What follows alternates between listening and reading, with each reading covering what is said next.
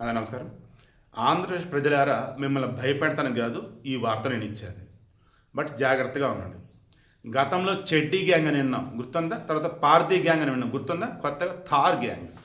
ఈ బ్యాచ్ అంతా ఈ మధ్యప్రదేశ్, రాజస్థాన్ ఇటు నుంచి వచ్చేవాళ్ళు అన్నట్టు. కరువు ప్రాంతాల నుంచి వస్తారు. ప్రజెంట్ ఈ థార్ గ్యాంగ్ అనేది మధ్యప్రదేశ్లో నుంచి వచ్చే జనాలు. వీళ్ళు ఏలూరు రైల్వే స్టేషన్లో దిగారు. ముగ్గురిని ఐడెంటిఫై చేశారు పోలీసులు. ఈ థార్ గ్యాంగ్ అనే వాళ్ళు మొత్తం 10 మంది ఉంటారట. అందులో 2 నుంచి 3 మంది ఆడవాళ్ళు ఉంటారట.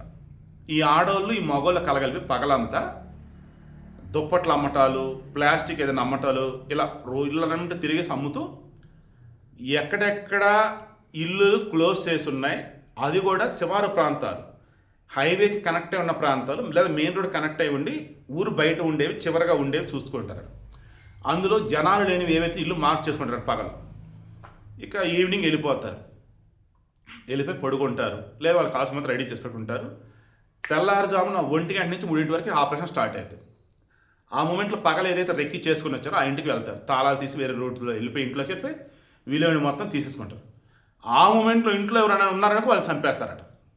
అండ్ ఒకేసారి ఒక ఇల్లు కాదు 2-3 ఇల్లు మొత్తం లేపేసుకొని వాళ్ళు ఎక్కడైతే మకాం వేశారో ఈ రోడ్ల పక్కన ఖాళీగా ఉన్న ప్లేసెస్లోనే మా షెడ్ లాగా వేసుకొని ఉంటారట. వన్స్ ఒక ఇల్లు వారు ఒక ఏరియాలో దొంగతనం కనుక అయిపోయిందంటే జంప్, ఇక అక్కడి నుంచి జంప్ అట, కనపడకుండా కనపడట. సో వాళ్ళు ఏలూరు దిగారని అంటున్నారు. ఏలూరు చుట్టుపక్కల వాళ్ళు జాగ్రత్త. అలాగే మిగతా ఏరియాల్లో కూడా ఎక్కడైనా ఓపెన్ ప్లేసెస్లో ఎవరైనా బయట నుంచి ఎవరైనా వచ్చి కనుక ఉంటే కొంచెం జాగ్రత్త వాళ్ళతో.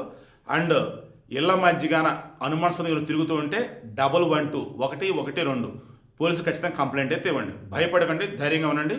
అండ్ ఎక్కడన్నా అనుమానాస్పదంగా ఎవరైనా కనిపిస్తే మాత్రం వీలైతే ఫోటోలు తీసి పోలీసుకి అయితే పంపండి.